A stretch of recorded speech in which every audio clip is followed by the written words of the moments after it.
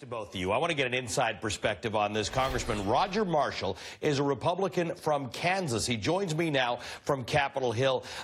Congressman, thank you for being with us. I appreciate this. You got unique insight into this because your district in Kansas, I understand, is one of the biggest agricultural producing in the entire country, and it does rely to a great degree on some of the people who might have been these DACA recipients. That's right, Ali. We have open jobs right now in Kansas, and a lot of these are immigrant-related situation. We have maybe 12,000 some DACA kids as well. And these are just aren't numbers on a newspaper article. These are real kids. These are friends of my children. These are brothers and sisters of the kids I've delivered over the past 25 years in Great Bend, America.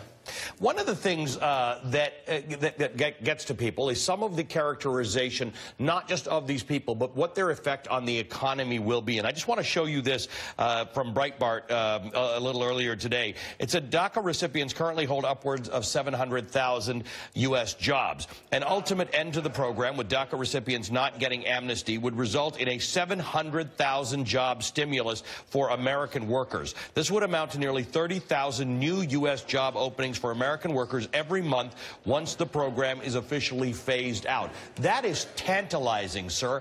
How do you respond to that, to people who will say, get these guys out so that Americans can have these jobs? Ellie, that doesn't make much sense to me. I was speaking with Dr. Ben Carson about a month ago, and Dr. Carson said, we have 5 million open jobs across this country right now.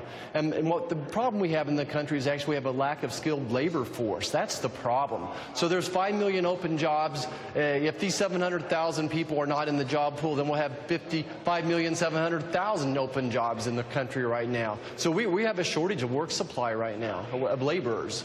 Can you tell me, just for those of us who are not as familiar with it across the country, how immigrant labor works into the Kansas economy? What are the jobs that they do, and why is it that it requires this sort of labor to get those jobs done?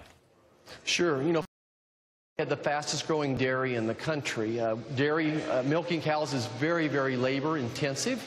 And people don't realize this, but we have to milk our cows 2 or 3 times a day, 7 days a week, 365 days a year. So it is a very labor-intensive situation. I visited a dairy in Kansas where they deliver about 30 baby Holstein calves every day. So that was maybe 5 or 7 workers for that particular part. When it comes to feeding cattle, we have big feedlots in Kansas as well, also very labor-intensive. Out in the general farm work, whether it's planting wheat or harvesting hay, we need lots of laborers as well.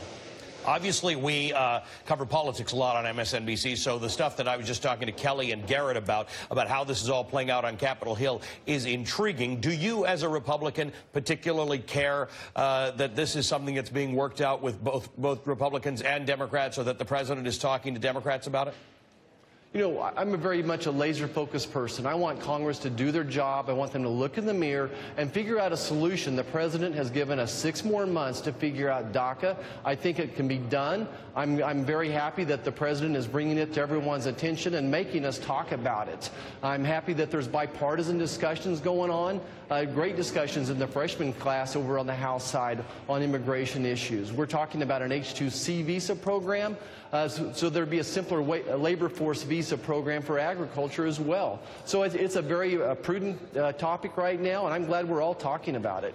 Representative Roger Marshall, I appreciate the time you've taken to be with us. Roger Marshall is a Republican congressman from Kansas. Thank you, sir. Thank you.